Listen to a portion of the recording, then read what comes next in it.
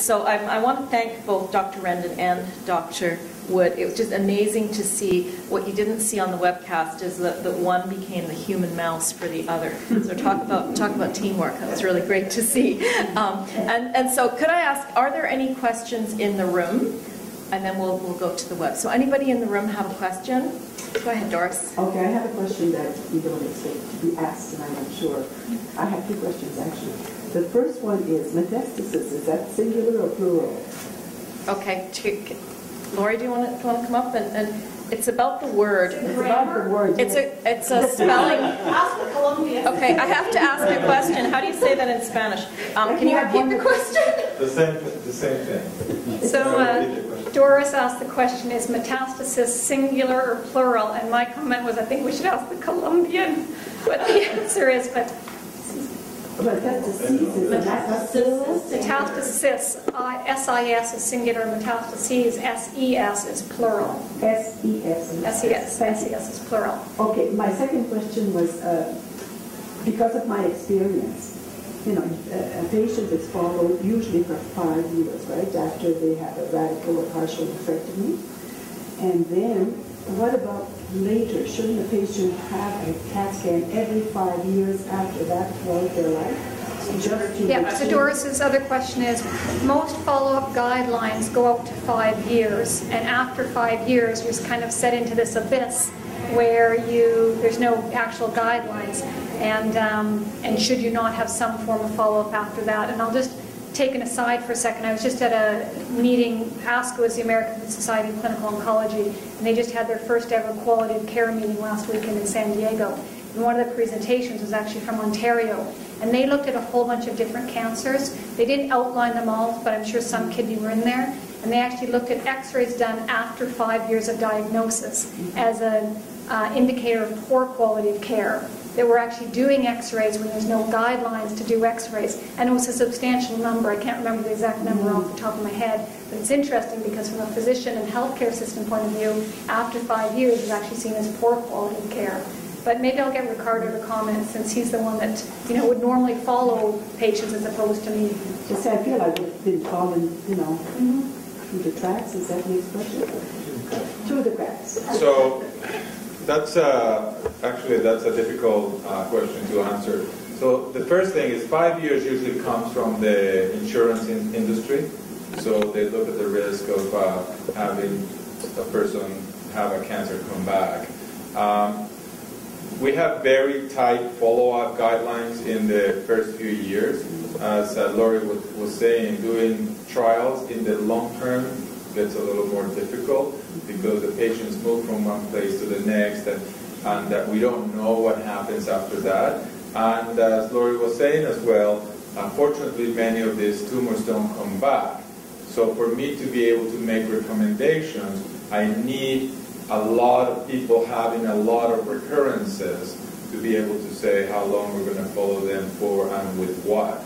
But if they don't come back often, you'd have to do many CAT scans to be able to pick up a few and to be able to make recommendations. So we look, unfortunately or fortunately, from a health, public health point of view, is one is we can't scan everyone, but even if we have the money, you don't want to receive all the radiation from all those x-rays.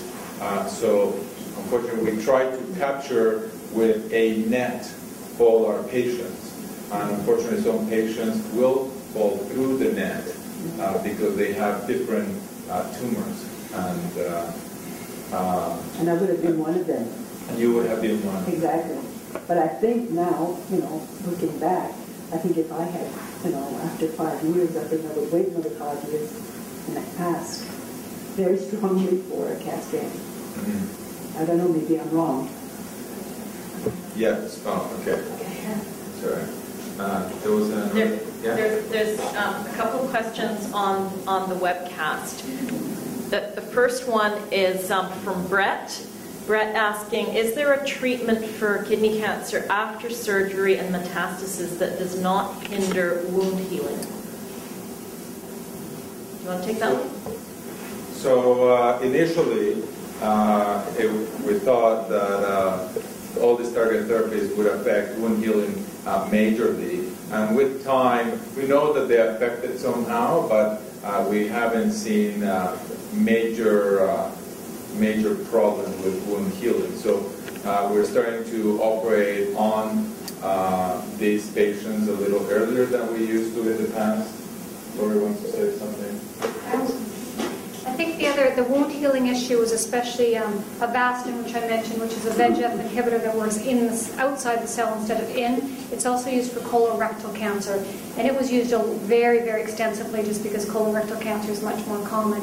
And there's no question in people that have had colon surgery or bowel surgery, wound healing is a real issue on that drug, and in fact it causes the wound to hissen, so the bowel can actually separate or the wound can. So people got very nervous with this class of drugs post-operatively and things, but it really looks like it's especially limited to Avastin, especially with bowel surgery and things like that. But it does always make us wonder, and certainly you need some VEGF around for wound healing. You need some extravascular supply and things, or post-MI, post-heart attack, you actually need these factors around to help heal your heart. So if we know somebody's going to have elective surgery, it involves a lot of blood and things like that. Ricardo hates when I mention that kind of thing, but the surgery occasionally involves blood.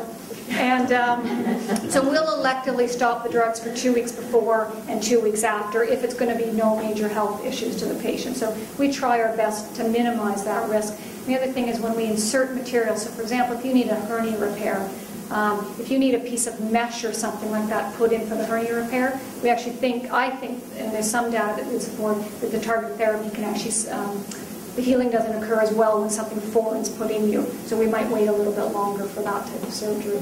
But in most cases, it's not an issue, which is why we went ahead with those studies that looked at some suitant before the nephrectomy versus a nephrectomy up front, which in the end I forgot to talk about. But we don't think having suitant up front and then having your nephrectomy causes any more complications.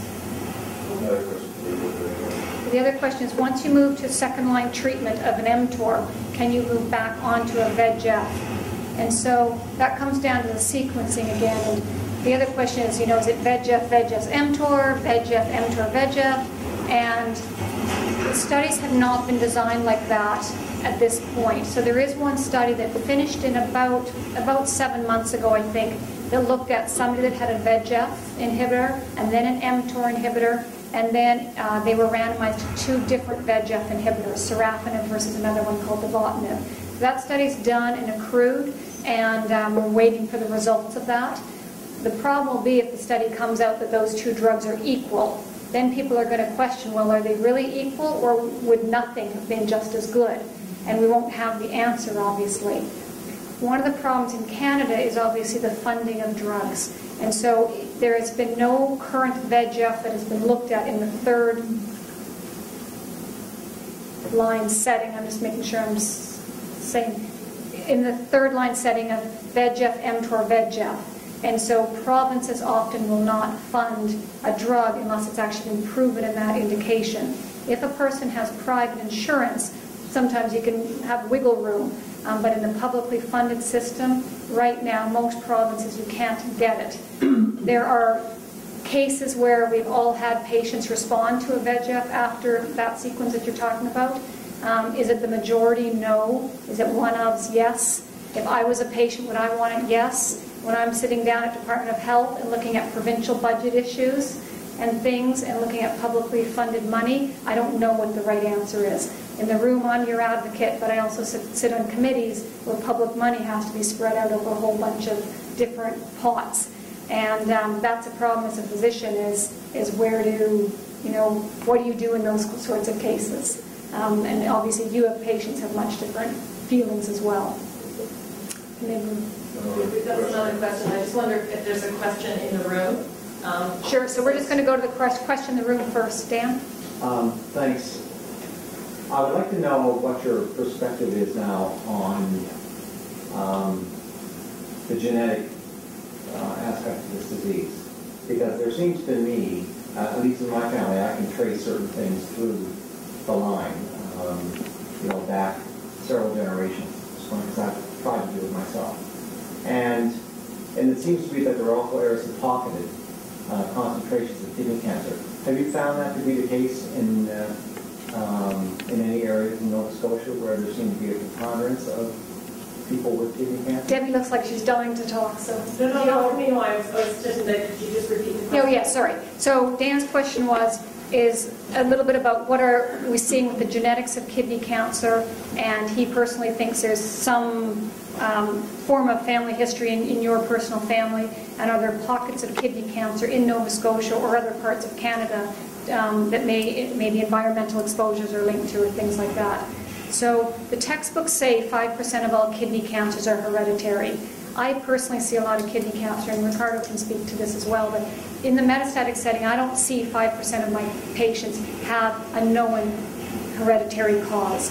The most common causes of von Hippel-Lindau disease, it causes clear cell, and then other genetic hereditary conditions are tuberous sclerosis, which isn't that common in Nova Scotia anyway, and polycystic kidney disease, which I've only ever seen 2 in all of Nova Scotia in 12 years, 2 cases of polycystic disease. So again, the textbooks are a little bit different than what I personally see here. No question we've got von Hippel-Lindau in Atlantic Canada. And then there's hereditary forms of papillary as well. There's no question with kidney cancer and all cancers, there are hereditary forms that are still unrecognized. And that the place for genetics in kidney cancer is the NIH in Bethesda, Maryland, and so they have huge patient samples and numbers and things like that. So I think hopefully that site will be able to identify what these other genetic conditions are. As of today, I couldn't test you for something because I don't know what to test you for. And you need to be able to know what you're testing for to know. So just having the family history alone sometimes doesn't help. And I'll let Ricardo comment as well.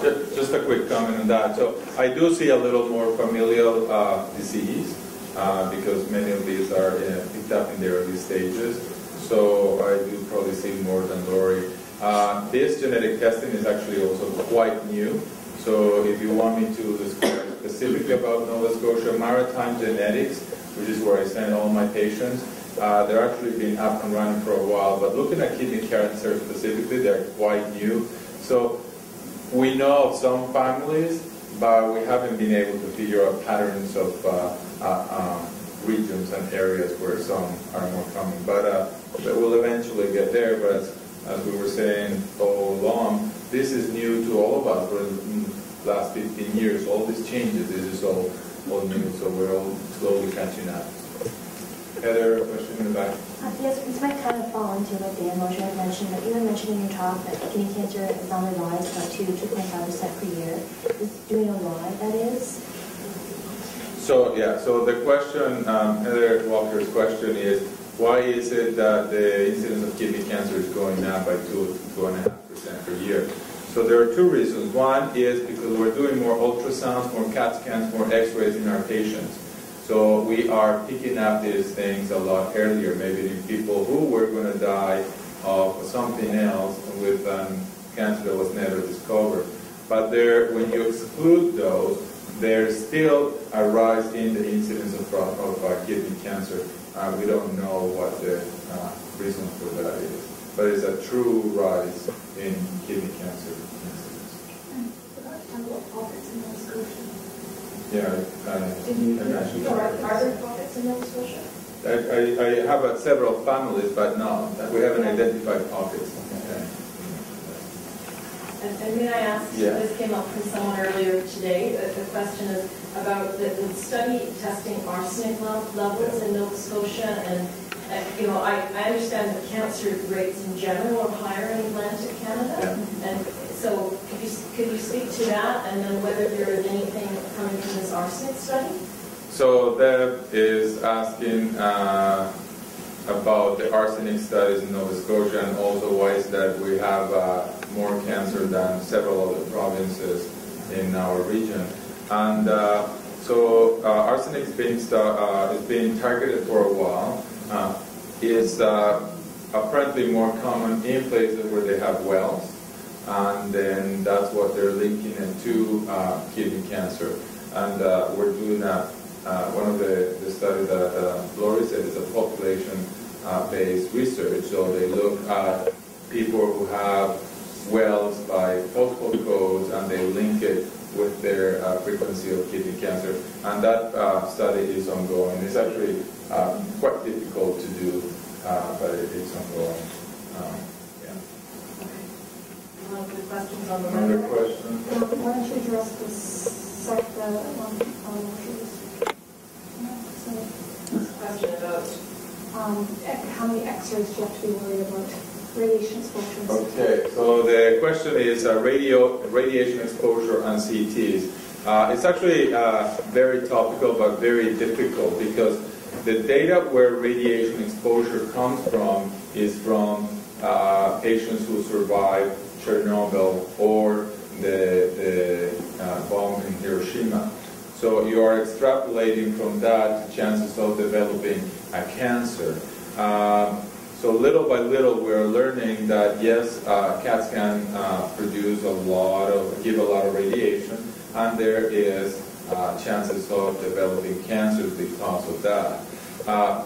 I spent a fair bit of time talking to people about this, and you just have to remember one thing is it's different when you are 102 and have metastatic kidney cancer and you're having a CAT scan done every few months or 3 months or 6 months, because you know the risk-benefit ratio is going to be in favor of having X-rays done often. But we worry a little more in younger people who are going to be put through this for a longer period of time. So we do pay, the important thing is that we do pay attention to that now. We didn't in the past, but we're very cognizant of this. There is an exact number of X-rays that you need. We know that some CAT scans and chest CT gives a little more radiation than bellow CT, but you know sometimes you need the chest CT. So the important thing is we do pay attention to that a lot more than we ever did. Next question is for Dr. Wood. And a good example of paying attention to the X-rays, Dr. Rendon and I both treat testes cancer as well. And when I did my training, which I won't tell you what year, but I guess it was a bit ago, you used to think the more CAT scans, the better. Everybody was reassured, and the young guys were reassured, you were reassured, but again, these are 18-year-old guys. And so now we're we pay attention, we very much limit the number of CT scans, and in fact, we can also order lower dose CT scans, so you're actually getting a lower dose. So for some of my kidney cancer patients where I kind of know which lesions we're following, I don't need to really look for new ones, I'll ask for low-dose CT scans to help minimize that risk as well. But so Joanne's question was, what do I use in the second-line treatment when Sutent fails after many years? And as I said, you know, nobody knows the best sequence, and unfortunately I face this every week in the clinic, and some of it comes down to access. So if you only have one other drug to use, such as an mTOR inhibitor, which would be everolimus, you use everolimus. We are fortunate in Canada right now, and for the next 7 months or so, to be able to have access to another drug called axitinib, which is another VEGF inhibitor. And it was just approved in by Health Canada this year, and so the company that makes it has opened it up to a special access or a compassionate access program until the provinces figure out funding, which unfortunately takes more than 6 months in most cases, because it's a national process first, and then national process first on whether it's reasonable, and then a provincial process on funding. And Atlantic, I'm going on a little bit of a sidebar, but the unfortunate part is Atlantic Canada, oral cancer drugs are not covered. If you live in BC, Alberta, or Saskatchewan, oral or IV cancer drugs are all covered the exact same. So we're very much at a disadvantage in Atlantic Canada because of that, because almost all the treatments for kidney cancer are oral and not IV. And it makes sense to be oral because it's a lot easier for patients. And it shouldn't be any different, whether it's a pill or an IV form.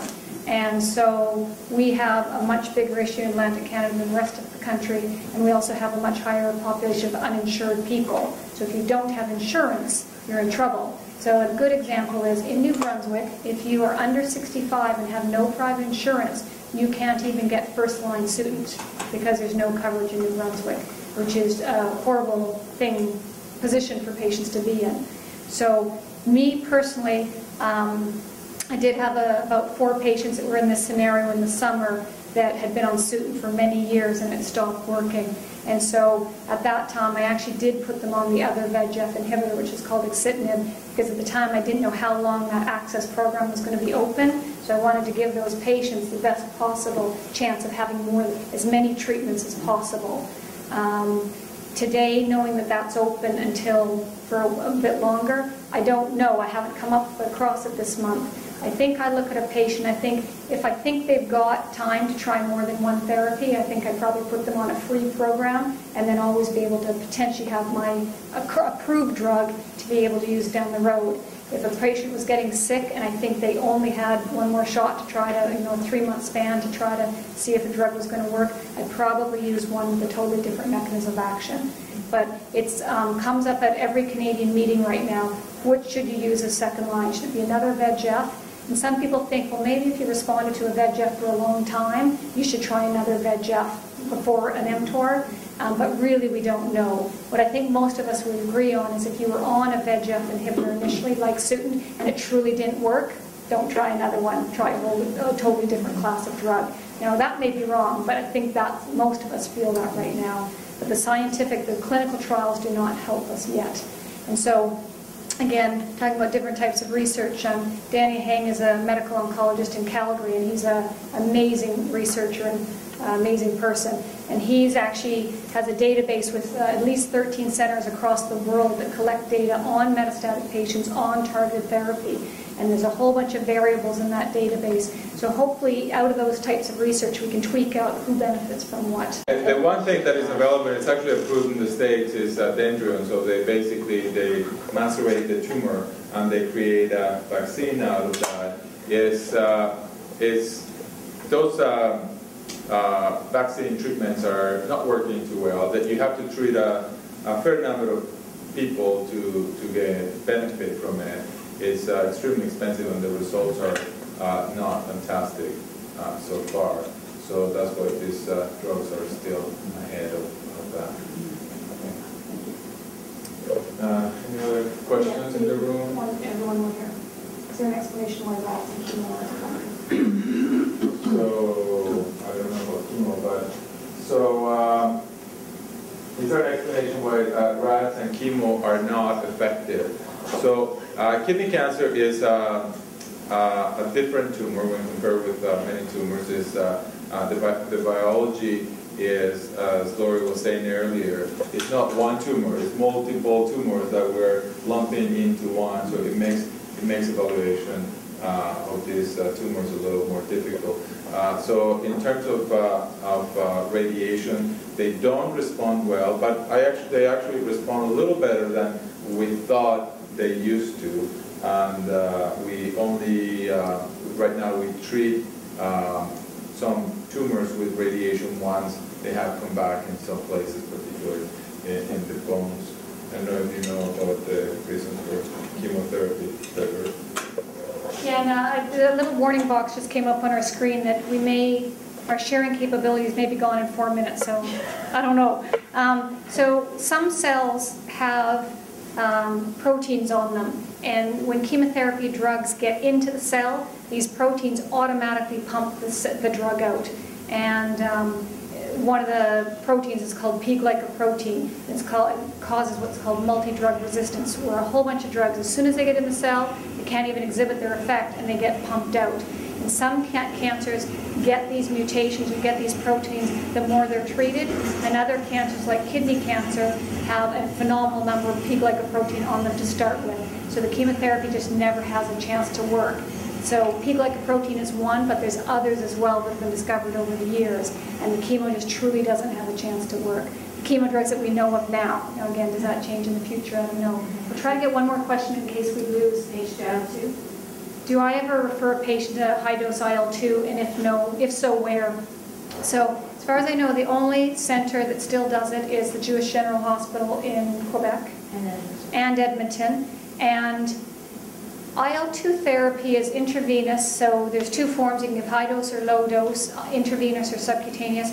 If you're going to get it, you need the high dose IV. It's fairly toxic. You need centers that do it a lot. The doctor's one component, the nurses are a huge component. You have to recognize the side effects, which can be very significant. You often need a step-down unit or an ICU bed. And the key is we have not yet figured out that personalized medicine bit. Which patients should undergo that incredibly toxic therapy to benefit? And it's certainly not 100%. Jewish General has a set of criteria. So, for example, you can't have any heart disease whatsoever. You can't have any hepatitis whatsoever. You can't have bone mets. So they've got criteria that unless you meet all of these, you can't even go there. Probably younger patients, lung-only disease, do better from looking at all of the data. The good thing about IL-2 is if you get it and your disease hasn't come back by 2 years, so far the curves are pretty flat, it's not going to come back. But we don't know who those patients are that should get it. And in the initial studies, 4% of people that got it died from the therapy. We're a lot better now in centers that give it. So I would never give it in Atlantic Canada because we simply don't have the experience. So yes, I refer and they go to Quebec. So Deborah. Could you just bridge from that beautiful answer to the new therapies that are about to emerge? We talked today about the anti-PD-1 therapies and how that's new immunotherapy. Sure. So, so again, kidney cancer and melanoma are the two cancers that have been reported to spontaneously go away. So even in people with metastatic disease, they have metastatic disease, you know they do, and it can just go away. It's less than 1% of people, but it happens. And all of us that treat kidney cancer have patients like this.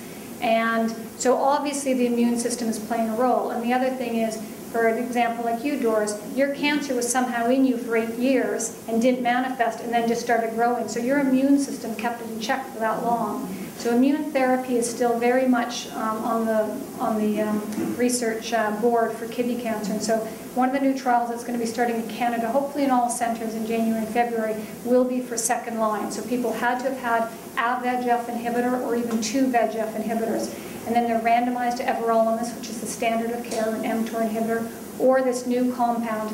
And it's got a big long number name, so I'll just say drug X. And what it is it's an antibody, so it's going to attach to this certain protein that's called program death 1, which sounds really sinister and horrible, but it's a protein involved in cell death and things like that, and in activating your own immune system, you've got a certain number of white blood cells called lymphocytes. You've got B lymphocytes and T lymphocytes. So this drug works on these T lymphocytes to try to get the immune system going and stuff to fight the cancer. So it's kind of a mixture. It's immunotherapy and it's targeted immunotherapy. So hopefully you've got the best of both worlds. Now we don't know anything about the activity, obviously. It's been in phase 1 studies, it's been in phase 2 studies, so this is now a phase 3 study with this agent.